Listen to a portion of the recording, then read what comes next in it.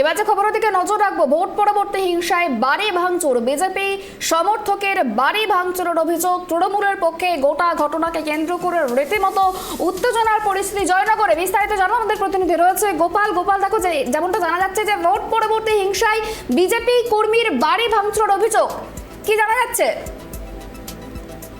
বলবো, ইতিমধ্যে জয়নগর লোকসভা প্রতিমা মণ্ডল জিতেছে, প্রচুর ভোটে জিতেছে।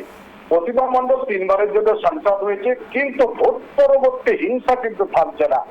গতকাল রাত্রে বিজেপির যিনি সমর্থক মিঠু দাসের বাড়িতে তৃণমূলের সমর্থকরা চড়াও হয় এবং তার বাড়ি ভাঙচুর করে বলে একটা অভিযোগ উঠেছে। এই অভিযোগের ক্ষেত্রে তৃণমূলের সঙ্গে কথা বলতে গেলে তারা কিন্তু অস্বীকার করছে, তবে ক্যামেরার সামনে তারা আসতে চায়নি। একটা জিনিস দেখো, যেখানে পশ্চিমবঙ্গের শাসক দল একক মেজরিটি পেয়েছে, প্রচুর ভোট বাড়িয়েছে, তৃণমূল তাদের কাছাকাছি পৌঁছে গেছে মানুষের বন্যরায়, সেখানে বিজেপি করার অপরাধে যে ঘর ভাঙা হচ্ছে, এটা নিয়ে কিন্তু রাজনৈতিকভাবে তোলপাড় শুরু হয়েছে।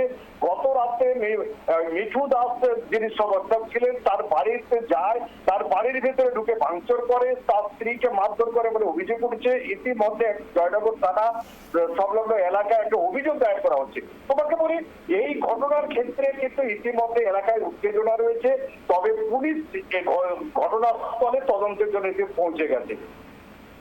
অন্যদিকে তোমাকে আরো একটি খবর দেবো, যেখানে হচ্ছে ভাঙড়ে ইতিমধ্যে হেভিওয়েট 4 নেতা গ্রেপ্তার হয়েছে আইএসএফ এর। তার মধ্যে দুজন পঞ্চায়েত সদস্য রয়েছে, নাম ওহিদুল ইসলাম, করিমুল ইসলাম এবং ইচ্ছা মন্ডল ও বাবর আলী। এই ওহিদুল এবং কাটানা গ্রামের বাসিন্দা, তিনি ভাঙড় 2 নম্বর পঞ্চায়েত সমিতির সদস্য। আর কারিমুল চালতাবেড়িয়া এলাকার তাপুকে নেতা। তুমি জানবে, গত 3 দিন আগে বোমা তৈরি করার সময় পঞ্চায়েত সদস্য আজহারউদ্দিনের 5 জন গুরুতর জখম হয়েছিল। আর সেই জখমের ঘটনায় এদেরকে ইতিমধ্যে গ্রেপ্তার করা হয়েছে। এছাড়া তাদেরকে বিভিন্ন ধারায় ইতিমধ্যে অ্যাড করা হয়েছে। তাদের সঙ্গে কথা বলার সময় তারা বলা হয়েছে মিথ্যা করে তাদের ফাঁসিয়েছে, আজ তাদের বারাইপুর কোর্টে তোলা হবে। বেশ, অনেক ধন্যবাদ। যেমনটা জানা গেল যে ভাঙড়ে একদিকে যেমন আইএসএফ নেতা গ্রেপ্তার হয়েছে, যে ঘটনা ঘটেছিল সে গুরুতর জখম হয়েছিল, মারধরের যে ঘটনা ঘটেছিল ভাঙড়ে, সেখানে বেশ হেভিওয়েট 4 জন আইএসএফ নেতাকে গ্রেপ্তার করা হয়েছে, তাদেরকে যেমন আজ আদালতে তোলা হবে। অন্যদিকে বাড়ি ভাঙচুরের অভিযোগ, সেখানে অভিযুক্ত তৃণমূল। ভাঙড়ের জয়নগরের ঘটনা, সেখানে ভোট পরবর্তী হিংসায় বিজেপি কর্মীর বাড়ি ভাঙচুর করা হয় এবং এই ঘটনায় বিজেপি কর্মীর অভিযোগ যে হঠাৎ করে তাদের বাড়িতে তৃণমূলের কর্মীরা চড়া হয় এবং তারপরে তাদের বাড়ি ভাঙচুর করা হয়, মহিলাদের মারধর করা হয়।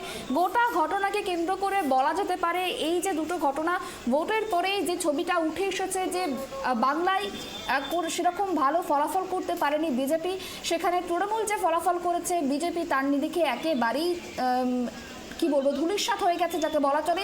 এবং এই গোটা ঘটনার যে সার্বিক চিত্র, সেই সার্বিক চিত্র যে ছবিটা উঠে আসছে বিভিন্ন জায়গা থেকে, ভোট পরবর্তী হিংসায় আক্রান্ত বিজেপি বহু জায়গায় বিভিন্ন জায়গায় যে অভিযোগ উঠে আসছে, সেখানে কিন্তু অভিযোগের তীর বারংবার তৃণমূলের দিকেই।